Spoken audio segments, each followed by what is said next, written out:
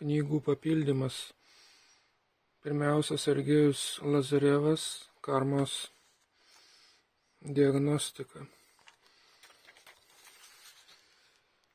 Mylėdami Dievą, visatą ir Dievą, neturėdami pretenzijų mus supančiam pasauliui, išsigelbėsime nuo bet kokios, kad ir sunkios ligos. 3 knygos vienoje.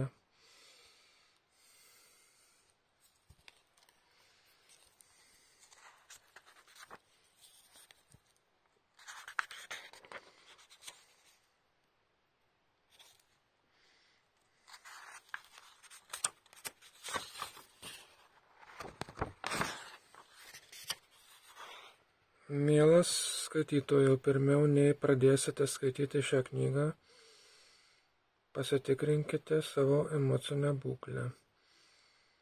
Primiktinai rekomenduoju, neskaitykite jos, jeigu jaučiatės užvaldytas bet kokios neigiamos emocijos, prislėgtas nuoskaudos, būdamas susierzinęs ar jausdamas priešiškumą kokiam nors žmogui, situacijai ar daiktui. Taip ir yra. Antroji knyga Vilties šiluma. Luja Vilma.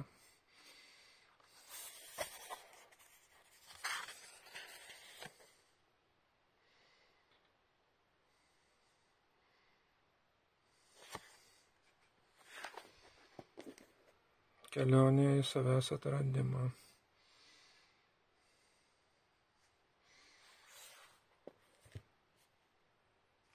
Pasaulinės fantastikos aukso fondo leidiniai. Smėlio karaliai, anglosaksų fantastika. Lėlininkai.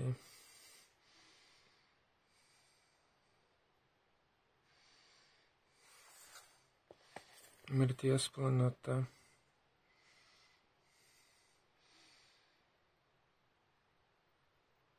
Šios serijos visų aš nerenku. Dalį tik tai turiu.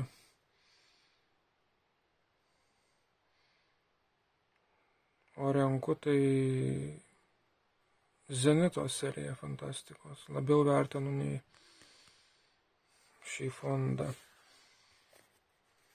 Na, čia dabar eina knyga Nesuk savo galvos. Savipagalbos knyga. Na ir čia toks turinys, panašus turinys. Savipagalbos.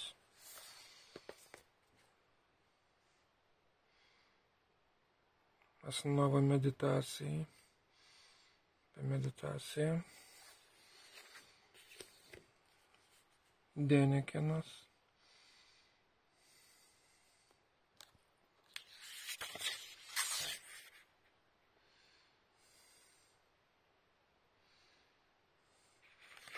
Denekinas iki dabar pasirodo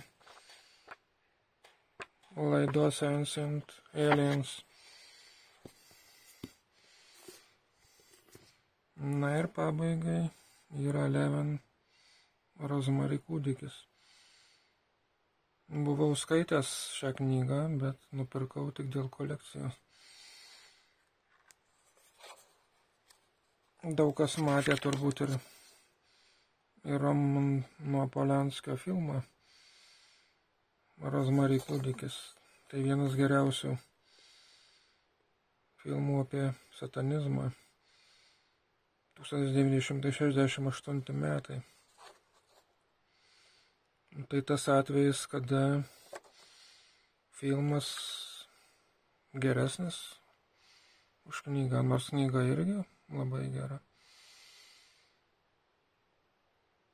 Na ir dar viena istorija susijusia su Romanu Polanskiu galima priminti, kai slaptosios ar spec tarnybos bandė